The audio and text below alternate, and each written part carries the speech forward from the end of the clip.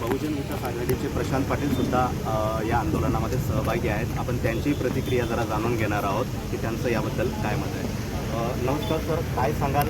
आज आपण एक दिवसीय जे आंदोलन घेतलेलं आहे, याआधी आपण कंपनीच्या दारामध्ये जाऊन आंदोलन केलेली होती. कंपनीने त्याबद्दल काही आपल्याला प्रतिसाद दिलेला नाही. आज काय अपेक्षा आहे? आज बाजूला जनता दरबारसुद्धा भरलेला आहे. पालकमंत्र्यांकडून आपली काय अपेक्षा आहे? बघा, आज मी कुठल्या पक्षाचं प्रतिनिधित्व इकडे करत नाही आहे.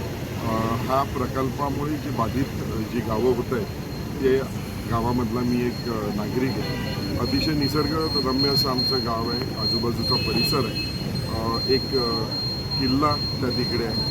धबधबा चांगला त्या तिकडे आहे. आणि या कंपनीमुळे होणाऱ्या प्रदूषणामुळे या निसर्गाचा ऱ्हास आम्हाला पाहवत नाही. म्हणून आम्ही सगळी मंडळी या इकडे आमच्या ग्रामपंचायती सदस्यासह या इकडे आलेलो.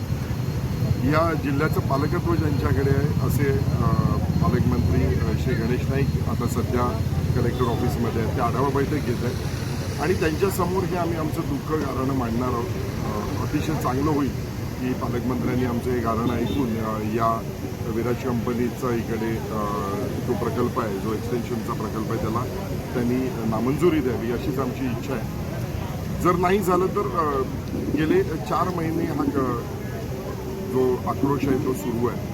आमचा आक्रोश हा असाच राहील. याच्यापेक्षा तीव्रतेने आंदोलनं होतील. म्हणजे आता आम्ही अगदी चांगल्या मार्गाने, संवेदनशील मार्गाने किंवा आपण म्हटलं तर पार्लमेंटरी भाषेत आम्ही सगळे बोलतोय.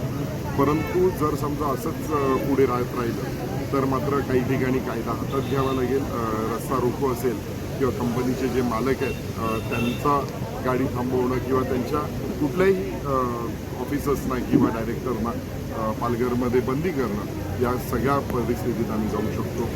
इतके सांगितलं.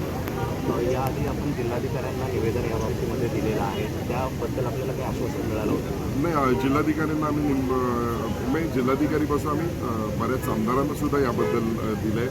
त्याची प्रोसेस चालू आहे. हे प्रोसेसमध्ये यामध्ये आता आम्हाला जो अहवाल पाहिजे होता तो सुद्धा आम्हाला मिळाला की जिकडे ज्यावेळी आपलं हे झाला कार्यक्रम झाला, जाहीर जनसुनावणी झाली, त्याचाही रिपोर्ट आपण घेतलेला आहे आणि त्यानुसार आपण सर्वांना सांगितलं की हा प्रकल्प किती जनविरोधी आहे तो तरी सरकारपर्यंत पोचलेला असं वाटतं.